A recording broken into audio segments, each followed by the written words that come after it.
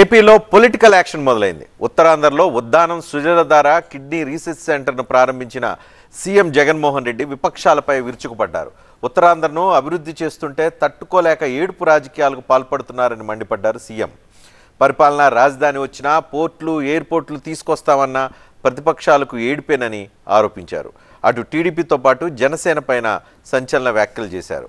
ఏపీలో ప్రభుత్వానికి చుక్కలు చూపిస్తామంటూ తెలంగాణ ఎన్నికల్లో ప్రచారం చేసిన జనసేనకు డిపాజిట్లు కూడా దక్కలేదంటున్నారు.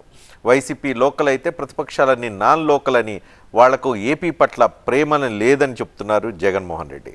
పొత్తులను వాళ్ళు నమ్ముకుంటే జనాన్ని వైసీపీ నమ్ముకుంటుందని జగన్మోహన్ రెడ్డి చెప్తున్నారు.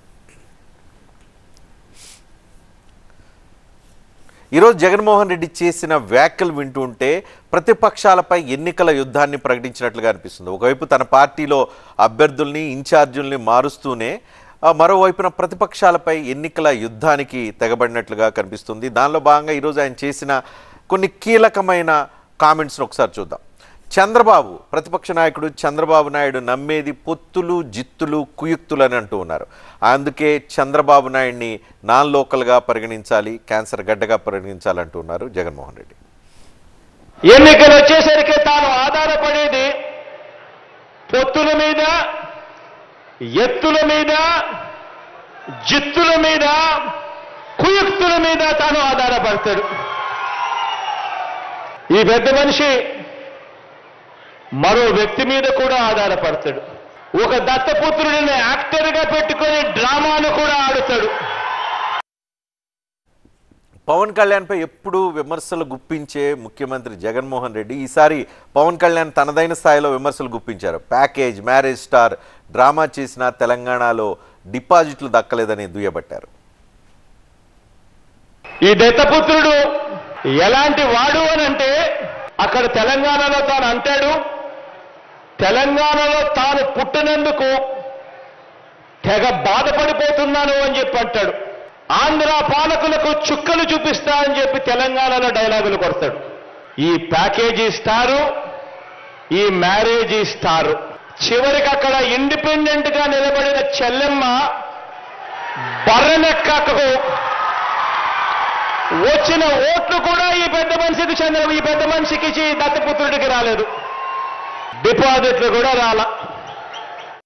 ఇదిలా ఉంటే వైజాగ్ రాజధాని మార్పు అంశం, అదేవిధంగా ఉత్తరాంధ్రతో లింక్ పెట్టి ముఖ్యమంత్రి ప్రతిపక్షాలు దుయ్యబడుతున్నారు. ఉత్తరాంధ్ర అభివృద్ధిపై ప్రతిపక్షాలది ఏడుపుగొట్టు రాజకీయం అనంటూ ఆయన కామెంట్ చేశారు. ఇక్కడే ఉత్తరాంధ్రలో మీ బిడ్డ ఒక బిల్డింగ్ కట్టినా వెళ్ళి ఏడుస్తారు, మీ బిడ్డ 4 ఆఫీసులు పెట్టినా వెళ్ళి ఏడుస్తారు.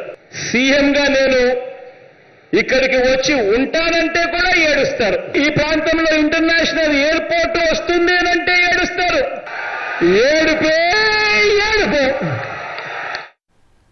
ఇక ప్రతిపక్షాలన్నింటినీ క్యాన్సర్ గడ్డగా అభివర్ణిస్తున్నారు ముఖ్యమంత్రి. శాశ్వతంగా వీళ్ళు నాన్ లోకల్స్గా ఉన్న వాళ్ళని రాష్ట్రం నుంచి తరిమేయాలని చెప్పి పిలిపిస్తున్నారు. ఇటువంటి నాన్ లోకల్స్ అంతా కూడా కేవలం మరో 3 నెలలు భరించండి. ఈ క్యాన్సర్ గడ్డల్ని వచ్చే ఎన్నికల్లో పూర్తిగా తొలగించండి అని చెప్పి ఈ సందర్భంగా తెలియజేస్తా ఉన్నా.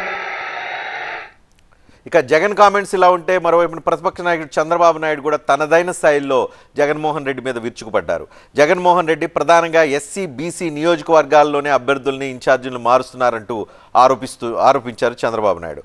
11 మందిని మార్చారు. జగన్ లెక్కలు తారుమారు కావటం వల్లే ఈ మార్పులకు కారణమని చెప్పి చెప్తూ ఉన్నారు. ఒక నియోజకవర్గంలో చెల్లని కాసు మరొక చోట చెల్లుతుందా అనేది కూడా చంద్రబాబు నాయుడు ప్రశ్నిస్తున్నారు. వైసీపీ నుంచి కనుక ఎవరన్నా తెలుగుదేశం పార్టీకి వస్తే వాళ్ళని అభ్యర్థులుగా కూడా పరిశీలిస్తామని అంటూ చంద్రబాబు నాయుడు చెప్పుకొచ్చారు. ఎమ్మెల్యేలకు, మంత్రులకు ట్రాన్స్ఫర్లు ఉంటాయని నాకు తెలియదు ఇంతవరకు.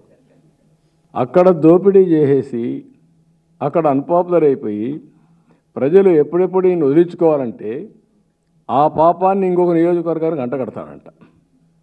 ఇక్కడ చెల్లని కాసు అక్కడ చెల్లుతుంది అంటే ఎంత బ్రహ్మాండి వీళ్ళకు. 5 మంది దళితుల్ని ట్రాన్స్ఫర్ చేశాడు. బీసీ మీద అంత ప్రేమ ఉంటే పులివెందల నెంబర్ 1 సీట్ కదా, ఆ సీట్లో నువ్వు గెలిపించచ్చు కదా. నువ్వు పెద్ద మహానాయకుడివి కదా, నువ్వు ఎక్కడన్నా గెలుస్తావు కదరా. నిలబడి వేరే కాన్స్టిట్యున్సీ తేలిపోతుంది నీ పని కూడా. పులివెందులు కాకుండా 150 మందిని మార్చినా నువ్వు గెలవు.